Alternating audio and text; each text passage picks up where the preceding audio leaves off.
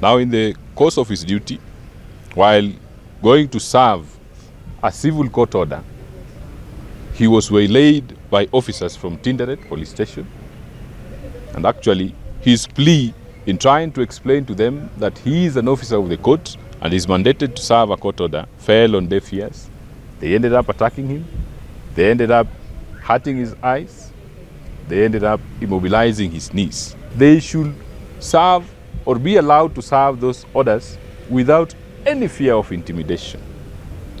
Thirdly, it is wrong for any third party to use police officers to stifle justice by, ensuring that these court orders are not served.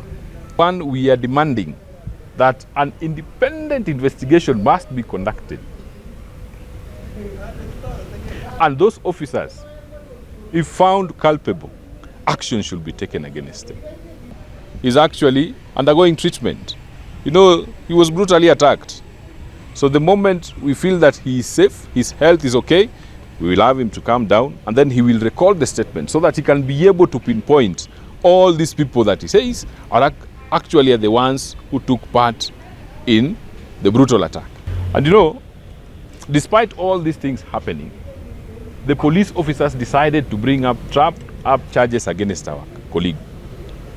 Despite the video being there, one of the charges, as we have seen from the charge sheet, actually, they are saying that he was participating in an unlawful assembly. Most of us saw that he was alone in his motor vehicle. Secondly, they were actually saying that he was resisting arrest. I think the video demonstrates otherwise. Thirdly, they are saying that he was obstructing an officer from carrying out his duties. Still, the video demonstrates otherwise. And before they do anything in that office, let them please look at Article 10, Article 20, and Article 232 of the Constitution. Acting beyond what professionalism requires under the Constitution will actually force them to face consequences, both individually and collectively, with the government of Kenya. And an attack on a lawyer, it's not just an attack on that lawyer, it's an attack on the rule of law. It's an attack on the Constitution. So we are going to take this matter to its logical conclusion. And we are calling on the National Police Service. Police officers who may perhaps misbehave should actually be retrained, and some of them should actually be released from the service.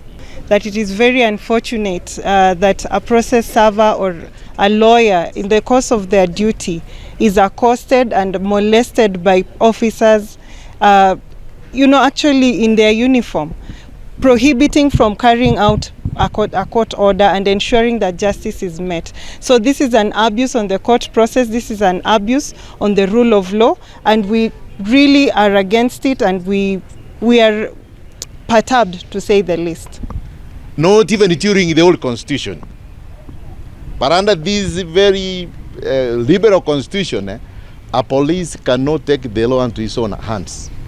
My desire is, just as it were, once our colleague comes out, we shall take this matter to all authorities, even within the police themselves. There is what we call the internal affairs. See whether mishandling an advocate is part and parcel of what their duty is.